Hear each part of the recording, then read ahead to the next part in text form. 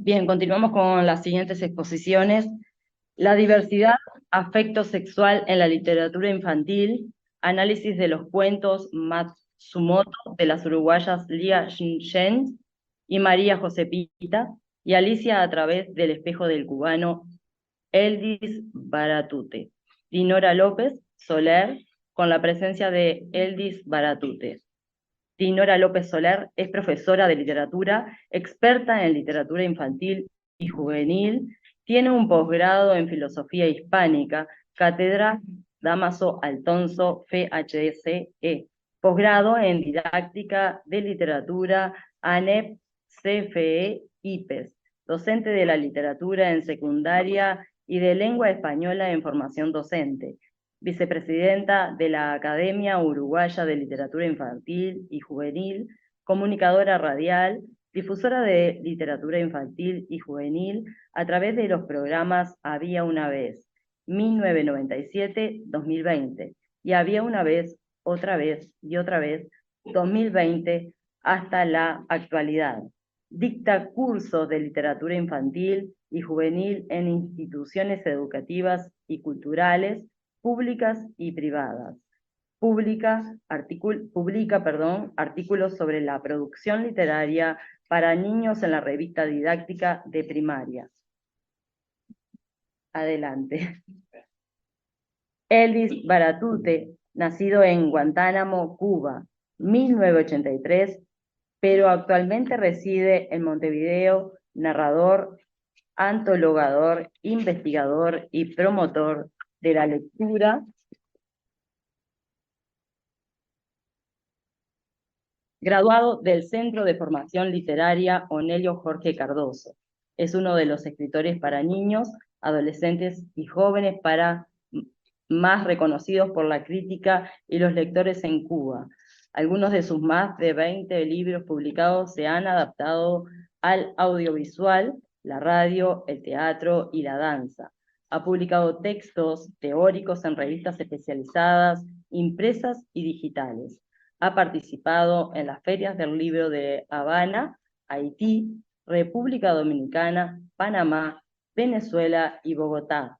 Ha obtenido algunos de los principales premios nacionales más importantes de su país, entre los que sobresalen la Edad de Oro en 2 ocasiones, la Rosa Blanca en 2 ocasiones, Premio Ismaelillo y el Premio de la Crítica Literaria en 2 ocasiones.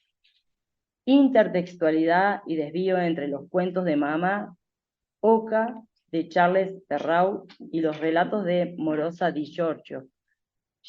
Kildina Beljacic, espero haberlo dicho bien, o más o menos, profesora de literatura, egresada del IPA, doctoranda en letras, magíster en ciencias humanas, opción literatura latinoamericana por la UDELAR, operadora psicosocial egresada de la Escuela de Psicología Social de Montevideo, en donde fue coordinadora de grupos, docente y tallerista, docente de corrientes literarias en el Instituto Profesores de Artigas y de literatura en el Instituto de Formación Docente de la Costa y en el Consejo de Enseñanza Secundaria, investigadora asociada de la Biblioteca Nacional, ponente en congresos y jornadas, publicó artículos en revistas culturales, arbitrarias y en volúmenes colectivos, integrante del grupo de estudios autobibliográficos y del grupo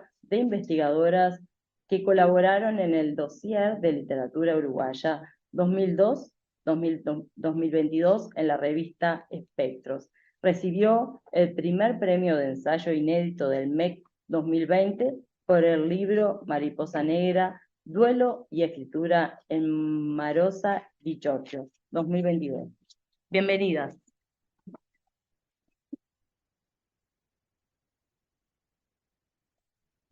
Bueno, muchas gracias. ¿Se escucha bien? Perfecto. Voy a ver acá cómo hago para compartir pantalla, y mientras comparto pantalla, agradezco a los organizadores, a Johanna Holt, a Daniel Naum, por esta patriada y quijotada que vienen haciendo en esta segunda edición. Estuve en la primera, fue antes de la pandemia, ¿no? O fue ya avanzada la pandemia, 2020, en este mismo lugar. Y celebro que continúen en esa tenacidad, porque considero, junto con lo que decía Virginia Mórtola, que se necesitan espacios de formación en literatura infantil y juvenil, fundamentalmente para lo que tiene que ver con magisterio, con docentes de literatura, con docentes de español, y siempre de las operaciones de sumar, restar, dividir y multiplicar, me encanta sumar y multiplicar. Y en restar y dividir a mí no me van a tener allí. Así que me gusta sumar y multiplicar, porque con las voces de todos siempre aprendemos. Y yo aprendí mucho en el curso que dio Daniel este año, el curso que mencionó Heber Benítez en el comienzo, en la Facultad de Humanidades y Ciencias de la Educación, en la sección de posgrado. Así que, y acá he aprendido hasta ahora y seguiré aprendiendo. Y esto que es una ponencia siempre es construida y en construcción. Y lo aclaro porque ya ha sido intervenido lo que voy a hablar con lo que han hablado otros, ¿sí? Y creo que siempre ese es el lugar en el que nos tenemos que parar los docentes, ¿no? Entonces, y ahora vamos con la tecnología, a ver si voy bien, que eso es otra cosa. ¿Cómo hago para que esto siga y empiece en pantalla completa? Ay, gracias. Siempre hay alguien que ayuda, ¿vieron? Que es divino. Uno plantea que necesita ayuda y siempre alguien aparece. Y además uno ayuda y es ayudante y necesita ayuda también. Así que eso es maravilloso. Ah, ya está. Muy bien. Entonces voy adelantándome antes de que aparezca la siguiente imagen. ¿Y desde dónde ya empieza la intervención de los que hablaron antes? En unión con el título. Yo elegí primero que nada a dos autores contemporáneos que están aquí, que son Lia Yang y que son Eldis Baratute, que abordan, ¿sí?, una temática que tiene que ver con esto de la diversidad afectivo-sexual y su tratamiento en la literatura infantil.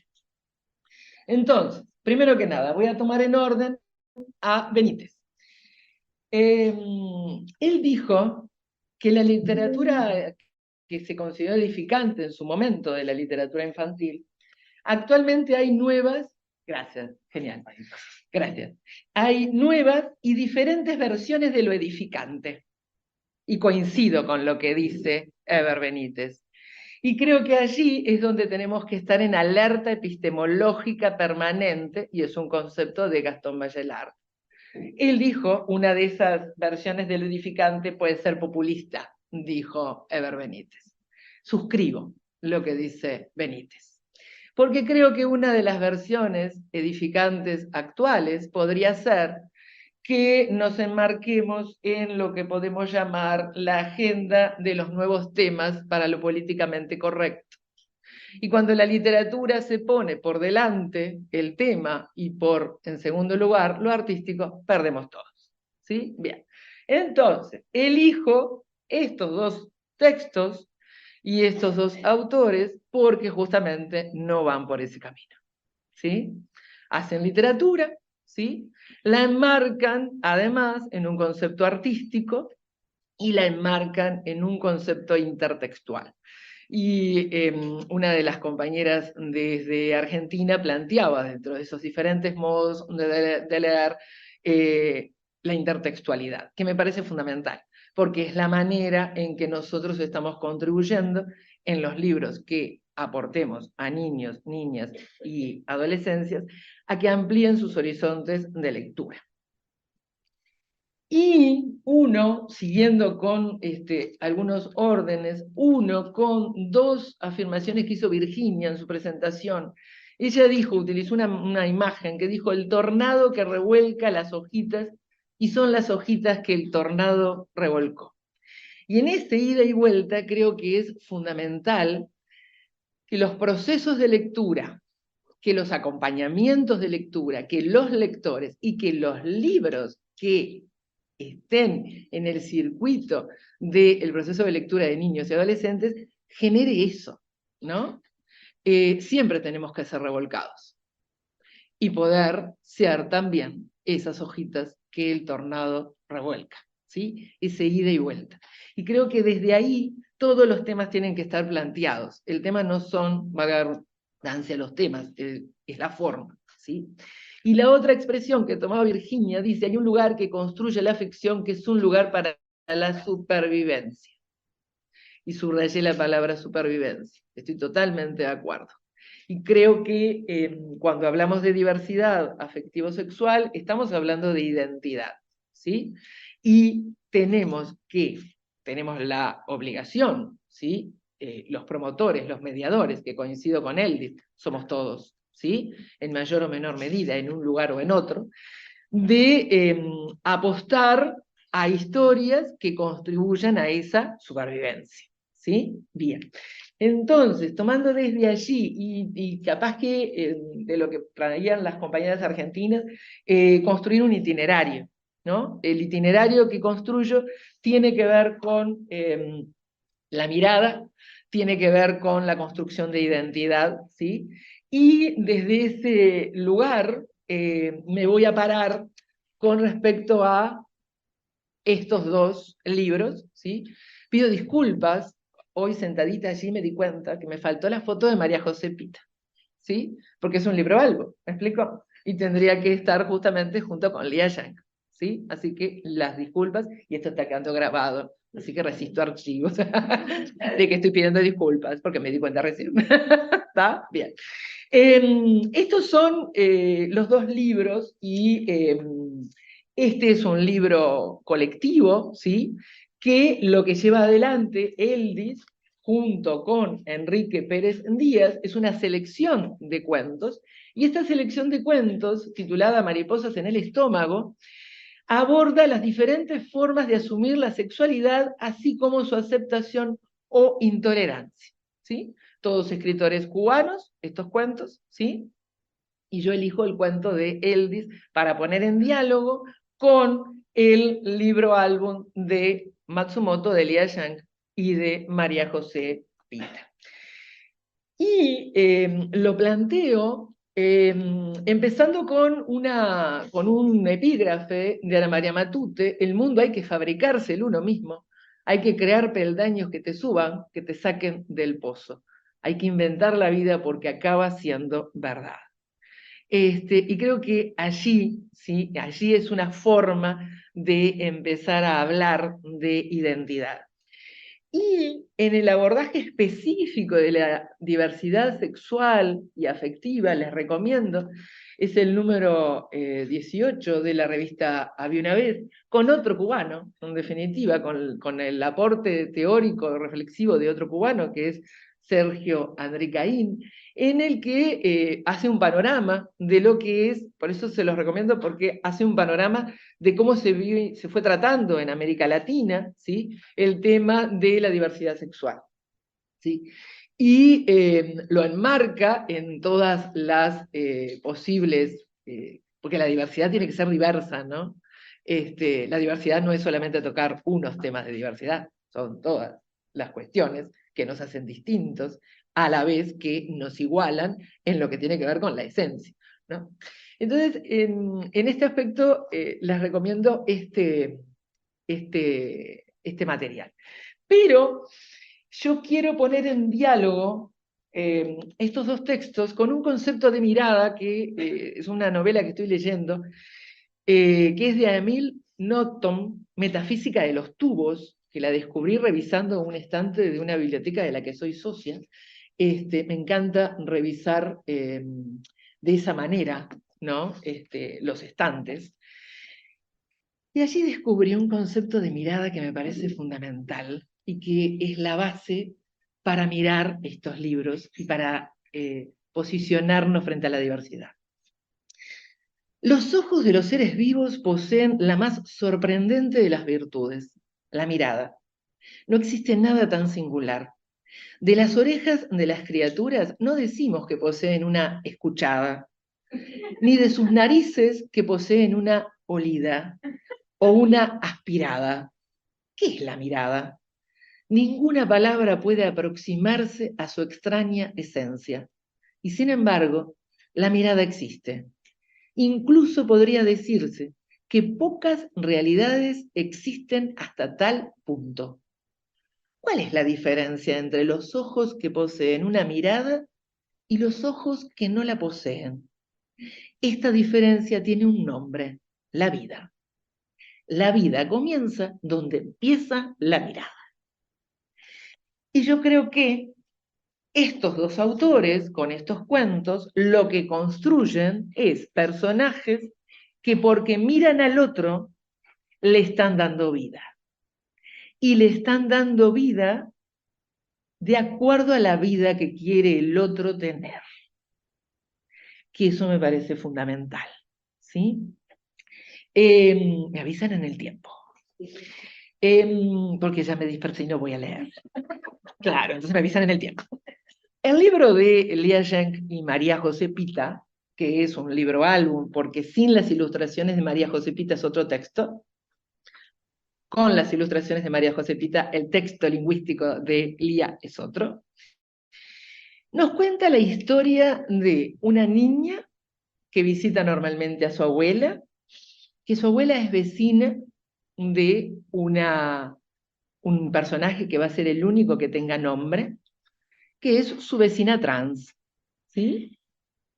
Y que a partir de ese momento se construye un diálogo en la calle, en el encuentro, entre abuela, Bianca, que será la única con nombre, y esa niña, que en ese triángulo de esas tres miradas femeninas en diferentes momentos de su vida, se construye una amistad. Pero también se construye un camino de construir sueños, entendiendo que la identidad del otro fue soñada por el otro. Y cuando yo miro al otro sin prejuicio, estoy dándole vida desde su singularidad de lo que quiere ser. Entonces, a partir de ese momento, resulta que tenemos que leer Matsumoto en clave metafórica, en clave simbólica, pero en clave simbólica desde lo lingüístico y desde lo icónico. En clave simbólica, ojos, raíces y caminos. Porque esas figuras, esos hilos y esos ojos, los ojos van a estar permanentes a lo largo de todo Matsumoto. Y los ojos tienen que ver con este concepto de mirada que acabo de traer desde otro itinerario, desde otra vinculación, ¿sí? La historia, justamente, es una construcción de miradas. Y Bianca va a referir en el diálogo con esa niña miradas que tuvo en un pasado, miradas que no la construyeron en el sinónimo de vida, y miradas que entorpecieron en aquel pasado su fluir, ¿sí?, existencial. Y el juego que hace María José en las ilustraciones siempre va a ser un juego hacia arriba, hacia el volar y hacia lo bajo, porque las raíces van a estar presentes y el vuelo también, ¿sí? Y de esas raíces va a ir surgiendo no solamente una amistad, sino un apoyarse en la identidad de cada uno. Pero las tonalidades, y tengo la suerte, porque sigo insistiendo, ¿ven? Entonces había una vez y había otra vez, y cuando sigo entrevistando, así que sigo dialogando con Lía y con María José, y ellas señalaban justamente esos diferentes tonos y esos diferentes colores, las diferentes paletas de colores, según los momentos, y según en cuando se intervienen todos o no. Casi siempre mi abuela me va a buscar a la escuela y volvemos caminando. Una tarde la encontramos en la calle y ellas se pusieron a conversar. Y fíjense el juego que se hace acá, ¿no? La niña está mirando a esas dos mujeres que conversan. Nosotros estamos compartiendo desde el lugar del formato libro, también el lugar de las que están dialogando. Nos mira también esa niña hacia el lugar que estamos nosotros. Y lo interesante está acá, que hay silencios. Están en los dos los silencios. Vamos a ver luego los silencios en el texto de El Disbaratute. Y creo que cuando hay silencios, estamos alejándonos también de la literatura edificante. Creo que hay señales para ir reconociendo cuando una literatura se quiere volver edificante. Cuando no se hace silencio, se monopoliza una forma de pensar, directa o indirectamente, con nivel sentencioso o no. Y con esa forma de monopolización, yo estoy restringiendo libertad. Y la libertad es un bien supremo. Hoy me quedan 5 minutos ya. Muy bien. Entonces, simplemente, ¿no? Hay una intertextualidad genial entre también Le Corbusier, ¿no? Porque acá ella toma, María José, ¿sí? Una figura que es la figura de las proporciones, y la regla que pone al costado, ¿sí? Hay muchos símbolos en lo que tiene que ver con Matsumoto, símbolos que están desde lo icónico y símbolos que están desde lo lingüístico, y lo bueno es la liberación de los hilos que atan, aunque siguen otros atando otro pie. Y esto también me parece que es fundamental tenerlo en cuenta, ¿no? Ataduras va a haber siempre, ¿sí? Miradas que habiliten y que posibiliten crecimiento y vida también. Y en el caso de Alicia a través del espejo, de Eldis Baratute, es un cuento que remite a la propia Alicia, que remite a el propio Lewis Carroll, y para que el que tomé el epígrafe de Alfonsina Storni, ¿qué mundos tengo dentro del alma que hace tiempo vengo pidiendo medios para volar? ¿Sí? Porque lo que plantea esta niña que descubre un espejo antiguo en esa casa y que se mira en el espejo y resulta que lo que ve reflejado es un varón, con todas sus características, pero varón, y pone a más de uno de sus miembros de la familia a mirar en el espejo y todos la ven a ella. Y ella es la única que ve a él, al que luego ella misma nominará como Alex, ¿sí? Así como Bianca se autodenominó, ¿sí? Y este fragmento, a cada uno de ellos el espejo le devolvía su imagen junto a la de la niña rubia vestida con una bata rosada. Ella era la única que veía a ese muchacho que tanto le inquietaba. A media mañana descubrió que quería ser su amiga, jugar con él, contarle sus secretos, decirle lo que nunca pudo contar a su familia, porque no iban a entenderla. Su mamá se pondría las manos en la cabeza, su abuela dejaría de llamarla mi nietecita linda, su papá le retiraría la palabra, su abuelo diría que todo era culpa de los malos espíritus. Pero al final ella sabía que la única culpable era ella misma y por eso merecía un castigo. Así que prefiere no contarles nada y confiar su secreto más profundo a ese muchacho que se le parece tanto y vive del otro lado del espejo en una habitación idéntica a la suya. Lo pongo en diálogo porque acá tenemos la otra cara, ¿sí? La cara intrafamiliar, la cara de la mirada que no construye vida, ¿sí? La cara que genera que el otro tenga más carga, ¿sí? De castigo y de autocastigo que expresión de libertad, ¿sí? Y que, en definitiva, esa Alicia y ese Alex, que etimológicamente significa el protector de los demás, o el que defiende el hombre, paradójicamente, es el que va a denominar y va a confiar. El texto de Eldis Baratute es abierto, nos va a remitir a la última expresión y nos remite intertextualmente, además está en cursiva al final, nos remite al propio Lewis Carroll. Es una reflexión, es un mundo interno, es lo que está pasando en la cabeza y en los procesos internos de la identidad de esta Alicia que está bregando por ser Alex, pero que necesita una mirada del otro lado que le dé vida y que le permita ser quien quiere ser sin ningún tipo de coartar su libertad. Creo que podrían ser 2 libros perfectamente, 2 historias perfectamente ponerse en diálogo, que podrían ir al encuentro de las infancias y de las adolescencias.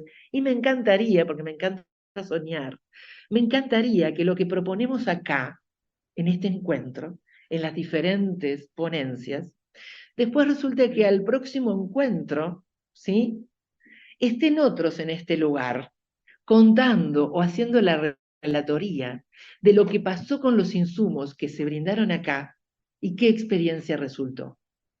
porque me parece que ese ida y vuelta es lo que va a poder seguir construyendo reflexión, análisis, itinerarios y puestas en diálogos de diferentes autores e historias. Y porque además a los autores los tienen acá, los pueden consultar, los pueden llevar al aula, etcétera, etcétera. Me pasé de tiempo, gracias.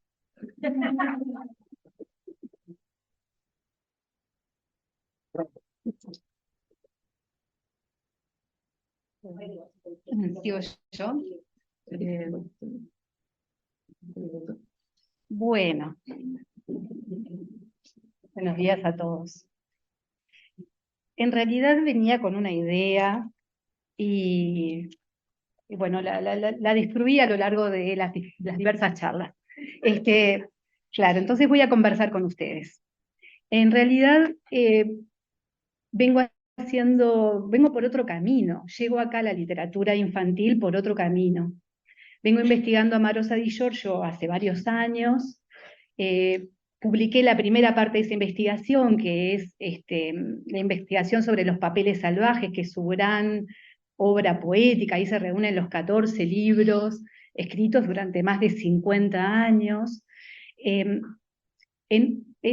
Decimos poesía, pero en realidad aparecen relatos, fragmentos. En realidad, Echevarren habla, por ejemplo, de una novela lírica, ¿no? Es decir, viola todos los géneros, pero lo interesante, Marosa tiene otros libros, que son los que estoy en este momento investigando, que son los de literatura erótica. Por eso digo que acabo de destruir todo lo que ¿no? de los niños. Yo estoy en otro, que me costó muchísimo abordarlos, estos libros, porque son libros intensos, de intensa sexualidad, intenso erotismo, pero también mucha crueldad.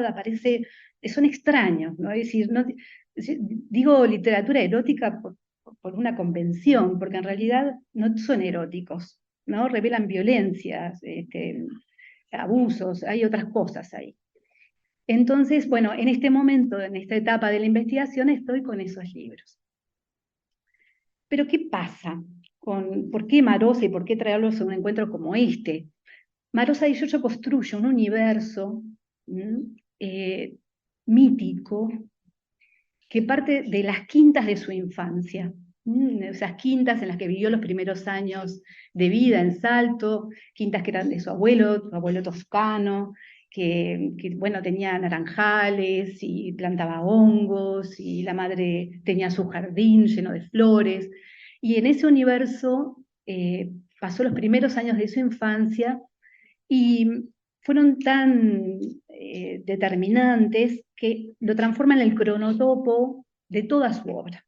Es decir, Los papeles salvajes son, ya les digo, 14 libros de poesía en donde la temática es esta mirada asombrada de la niña, ¿no? Y una mirada en un universo maravilloso en donde todo puede suceder, ¿no? Es decir, tiene esto de los cuentos de hadas. Por otro lado, aparecen los personajes familiares, la madre, la abuela, el padre, tías, familiares, y personajes míticos, de fábula, ¿no? Bichos, flores, ¿no? Criaturas extrañas, que intervienen. Los relatos eróticos también permanecen en ese cronotopo. Lo que pasa es que Marosa Di Giorgio vivió casi toda su vida con su madre. Vos hablabas de la mirada, y me da pie como para hablar de esto. Lacan justamente dice que la creación del yo se hace a través de la mirada del otro, de la mirada de la madre. Por eso ese yo es un yo alienado en la mirada del otro. Marosa Di Giorgio vivió toda la vida con su madre hasta que ésta falleció ya cuando Marosa tenía 60 y algo de años, ¿no? Fue una relación muy intensa.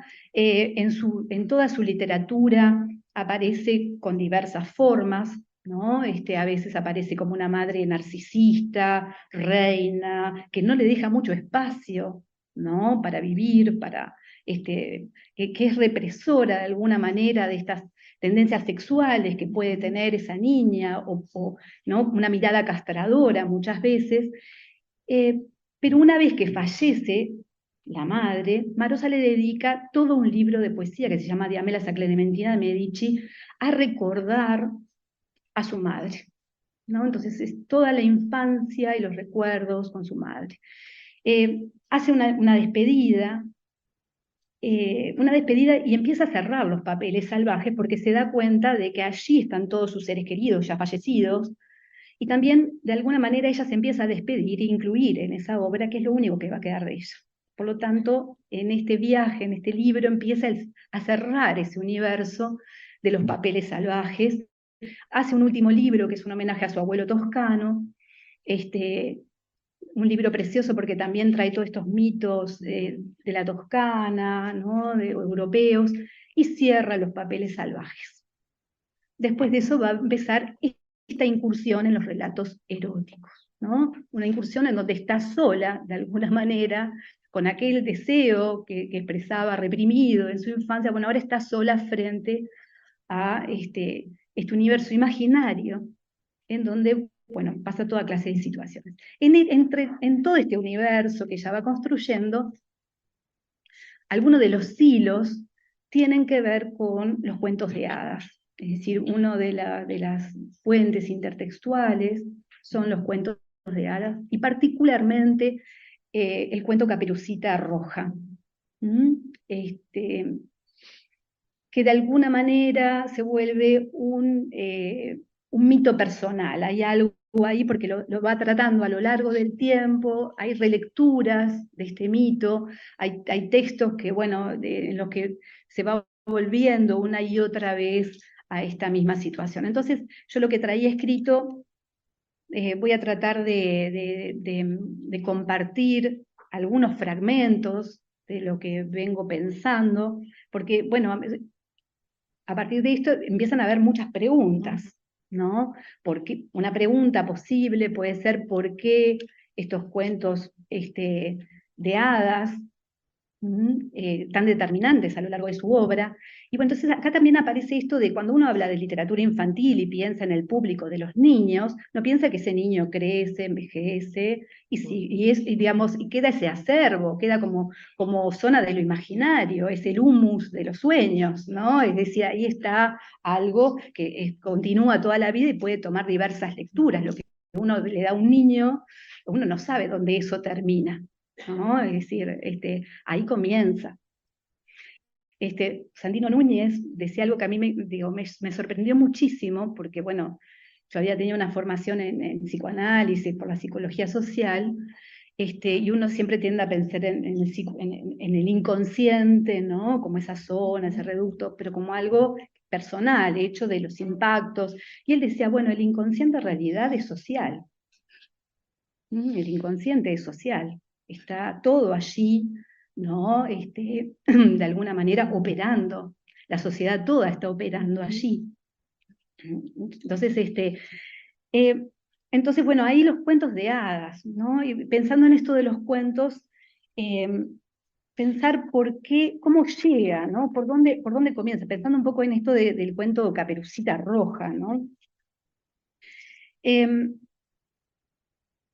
Si pensamos en el primer, digamos, la primera escritura en libro de este cuento, va a aparecer en el siglo XVII, ¿no? En los cuentos de Mamá Ganso, cuentos de Mamá Oca, que en realidad es como el epígrafe digamos, acompaña la ilustración de los cuentos que se llaman los cuentos de los tiempos pasados, ¿no? Y también conocidos como cuentos de antaño de Perrault.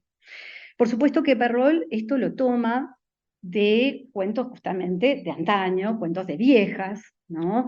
Y es muy interesante porque estos cuentos que circularon, ¿no? Desde la Edad Media y que uno no sabe mucho cuál es el origen, Vladimir Prop va a hablar, ¿no? De estos ritos iniciáticos que se hacían en las culturas antiguas, en donde los cuentos entraban como de alguna manera datos en claves o recetas para que acompañara a ese niño en el cambio de etapa, por ejemplo. Bueno, es una hipótesis posible, pero en realidad lo interesante es que llegan al siglo XVII con una línea bastante matrilineal, ¿no? Son cuentos que muchos, digamos, a diferencia de los mitos, donde los dioses, ¿no?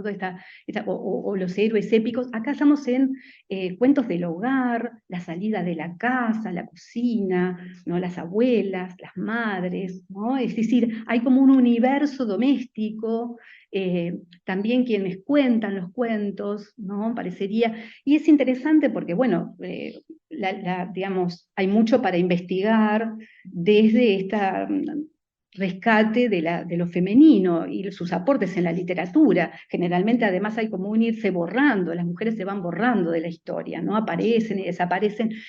Y no es casual que esta vertiente popular que viene, ¿no? Y que además eran cuentos populares realmente, ¿no? Y los cuentos mismos están diciéndolo, ¿no? Cuáles son sus orígenes, vemos esas cabañas en los bosques, ¿no? Por otro lado, son retomados son retomados en los salones aristocráticos del siglo XVII. La aristocracia es de alguna manera la que retoma y disfruta estas historias populares, y ahí aparecen también muchas mujeres, ¿sí? Madame d'Aulnoy, por ejemplo, Madame de Beaumont con La Bella y la Bestia, es decir, aparecen escritoras, mujeres, retomando estas historias, es decir, aristócratas, ¿no? Que además invitan a intelectuales a los salones, entonces también hay es importante ese rol que se empieza a ocupar en el siglo XVII, en este rescate de estos cuentos. Había toda una querella, Perrault había comenzado una querella con Boileau, que era un intelectual de la época, acerca de si rescatar a los antiguos o los modernos, que era lo que, digamos, cuál tenía mayor valor, y los modernos de alguna manera, estos modernos que él reivindicaba, tenía que ver con la monarquía de Luis XIV, el orden moral, de alguna manera, contra, bueno, digamos, una moralidad dudosa de los antiguos, que eran retomados, y por otro lado, investigando en esto que uno empieza a hacerse preguntas, el siglo XVII es el siglo de la novela libertina. Esta novela en donde empiezan a aparecer estos don Juanes, estos personajes siniestros, y asaltando, ¿no? Niñas jactándose, haciéndole perder la virginidad a las jovencitas, las niñas, ¿no? Entonces hay todo un ambiente que hace que Perrault, por ejemplo, escriba este cuento de Caperucita Roja. Yo no sé si conocen la versión de Perrault, si no, no tengo ningún problema en leerlo porque es súper cortito, pero en la versión de Perrault, que empieza así: el tiempo del rey que rabió, vivía en una aldea una niña, la más linda de las aldeanas, tanto que loca de gozo estaba su madre, y más aún su abuela, que le había hecho una caperuza roja.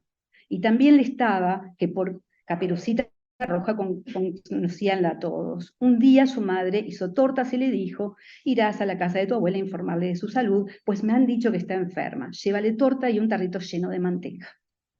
Caperucita Roja salió enseguida en dirección a la casa de la abuela, que vivía en otra aldea. Al pasar por un bosque encontró al compadre Lobo, que tuvo ganas de comérsela, pero ello no se atrevió porque había algunos leñadores. Preguntóla dónde iba, y la pobre niña, que no sabía fuese peligroso detenerse para dar oídos al lobo, le dijo: voy a ver a mi abuela y a llevarle esa torta con un tarrito de manteca que le envía mi madre. ¿Vive muy lejos?, preguntóle el lobo.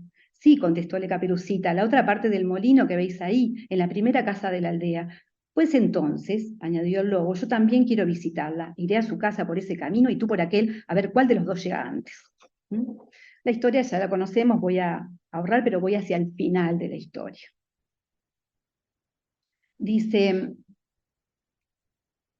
llegó a la casa el lobo, arrojóse encima de la vieja y la devoró en un abrir y cerrar de ojos, pues hacía más de 3 días que no había comido. Luego cerró la puerta y fue a acostarse en la cama de la abuela, esperando a Caperucita Roja, la que algún tiempo después llamó a la puerta. Pam, pam. ¿Quién va? Caperucita Roja, que oyó la ronca voz del lobo, tuvo miedo al principio, pero creyendo que su abuela estaba constripada, contestó: soy yo, vuestra nieta, Caperucita Roja, que os trae una torta y un tarrito de manteca que os envía mi madre. El lobo gritó, procurando endulzar la voz: tira del cordel y se abrirá el cancel.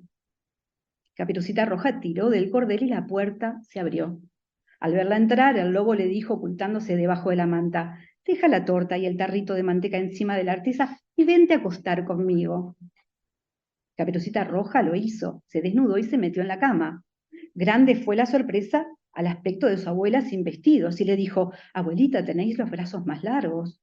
Así te abrazaré mejor, hija mía. Abuelita, tenéis las piernas muy largas. Así correré más, hija mía. Abuelita, tenéis las orejas muy grandes. Así te oiré mejor, hija mía. Abuelita, tenéis los ojos muy grandes. Así te veré mejor, hija mía. Abuelita, tenéis los dientes muy grandes. Así comeré mejor, hija mía. Y al decir estas palabras, el malvado lobo arrojóse sobre la Caperucita Roja y se la comió. Moraleja, ¿no? Porque acá viene: la niña bonita, que no lo sea, que a todas alcanza esta moraleja, mucho miedo, mucho al lobo le entrega, que a veces es joven, de buena presencia, de palabras dulces, de grandes promesas, tan pronto olvidadas como fueron hechas. ¿No? Es decir, en esta primera versión del cuento, la connotación sexual es clarísima, es una advertencia, ¿no?, a la niña, a los niños, sobre los peligros, ¿no?, en esta metáfora del lobo. Así que bueno, esto es como esa primera parte, ¿no?, y esta asociación con estos libertinos. Bien, 5 minutos. Voy a leer esta parte, me parece interesante. La crítica literaria feminista desarrollada en la segunda mitad del siglo XX ha cuestionado el papel educativo que desempeñaban los cuentos de hadas.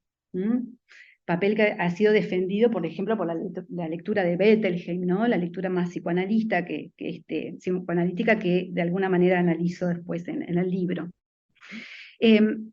Para Gemma Navarro, los cuentos clásicos han dado lugar a una serie de mitificados personajes que representan arquetipos de género. Cabría preguntarse su influencia en el contexto cultural contemporáneo, en el sentido de que perpetúan una serie de patrones de conducta, dice, obsoletos.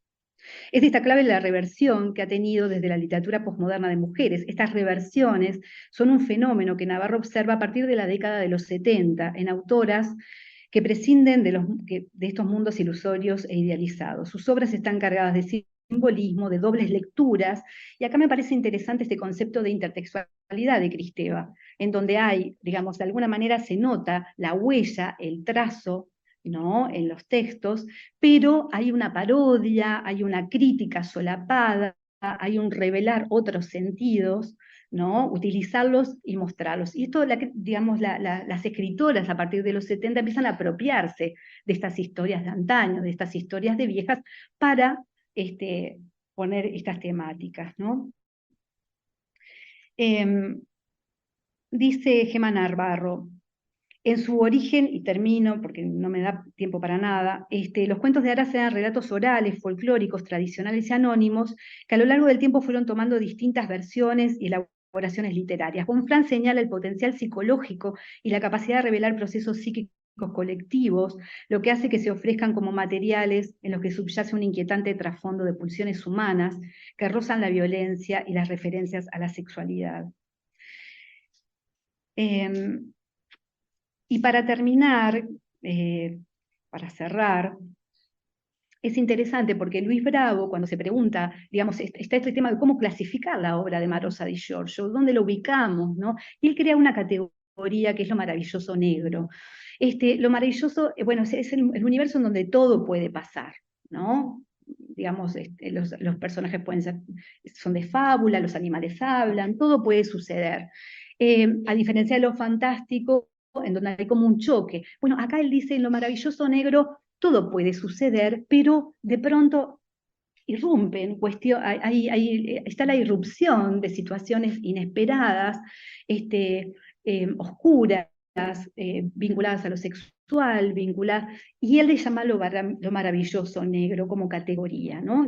Donde los cuentos de alguna manera ayudan a abordar zonas oscuras, inconscientes, donde hay, bueno, todo lo que viven los niños también están allí, ¿no? De alguna forma revelándose. Así que bueno, dejo por aquí.